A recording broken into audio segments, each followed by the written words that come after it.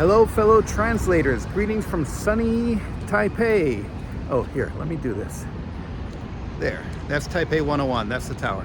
And I'm just doing this quick video on the fly because I realized there's something that I probably should discuss on this channel that I haven't yet. And that is whether you are on Google Maps, whether you appear on Google Maps. And this is very important for all of you actually, but especially for those of you who don't live in like really big cities, because chances are when people are looking for translators, whether it's agencies, whether it's translators, whatever it might be, usually they don't know about pros. If they're end clients, they don't know where to go, and they'll just Google, translator near me, or they'll go to Google Maps and look for translator or translation agency. And if you sign up on Google as a translator, you'll pop up. Even if they search for translation agency, something like that, chances are you'll pop up. Especially for you people who live in like not so big cities and in smaller towns, this is one of the best ways to get found out, to get noticed. And so I highly recommend it.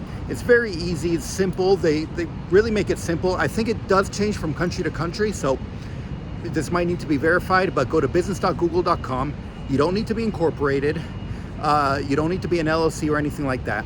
I think the only thing you need is a mailing address, because they're going to mail you something to verify that it's a real address. It cannot be a PO box. But you don't need to make that mailing address public, by the way. You can kind of just give a general area, and it'll show you as in that general area on Google Maps, and that's it. And so this really is low-hanging fruit, and I really highly recommend that you kind of go there and just show up on Google Maps. It's a great way to be found by end clients, and it's a very simple way for them to contact you. And you can put your phone number, your email address, or your website, so they can contact you there. Whether even put as your website, you can probably put LinkedIn or Pros or whatever. But either way, I recommend just trying it out, and it's a great way to get found out by potential clients in your area. And yeah, that was pretty much it. Hopefully you can find it useful, and otherwise, just remember, AI is not confidential. Never accept a translation test without confirming your rate ahead of time.